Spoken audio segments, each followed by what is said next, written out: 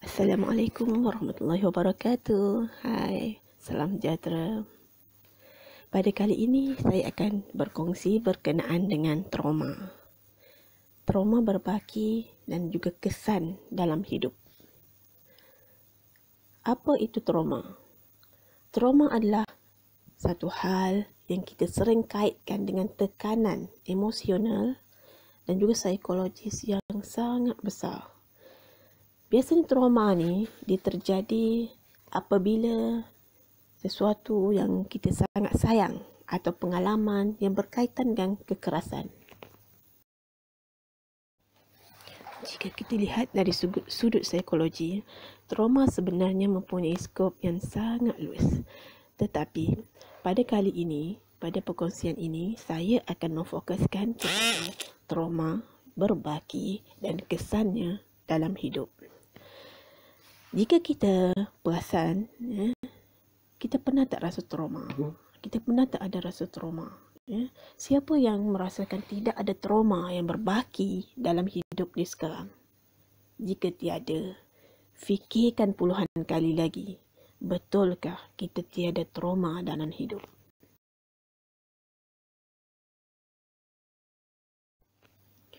Perkataan trauma dilihat begitu intim, seolah-olah boleh menjadi kata ganti dari rasa takut. Padahal, trauma psikologis dia lebih dalam daripada rasa takut. Perasaan ini boleh muncul saat sense of security atau perasaan aman dalam sesuatu. Kemudian hilang.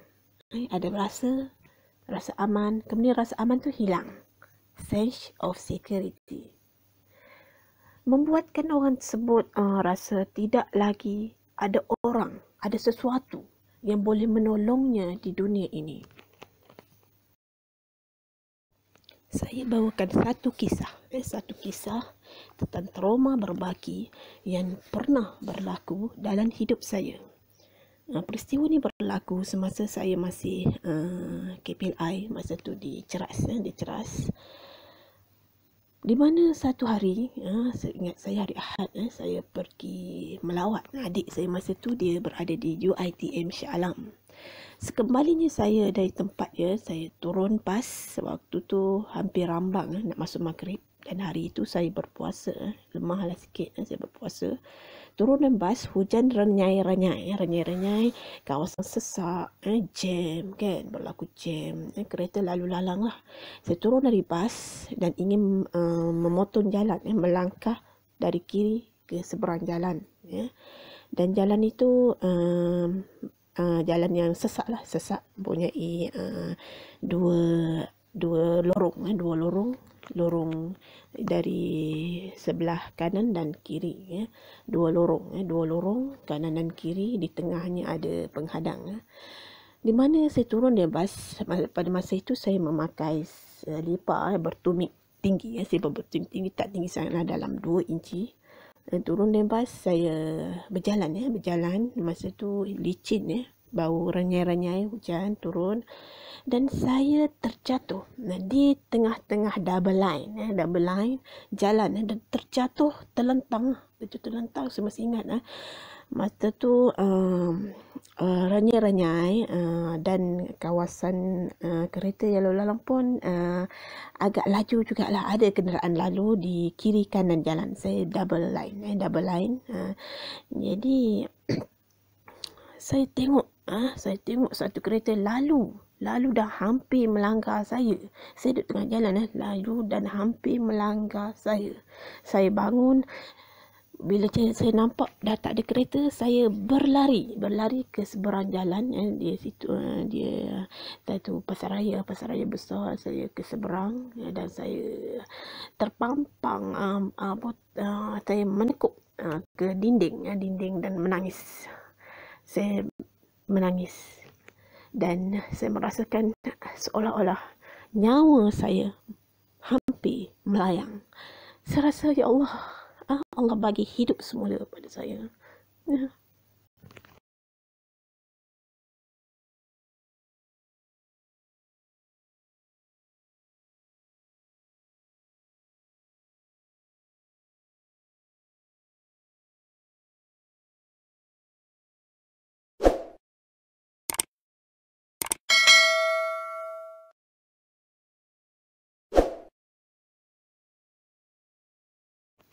trauma ini sebenarnya boleh dibuat rawatan khusus ataupun diberi intervensi oleh agensi-agensi, oleh mereka-mereka yang pakar lah, jika di jabatan-jabatan kerajaan, jabatan swasta, di komuniti, di semua lapisan masyarakat,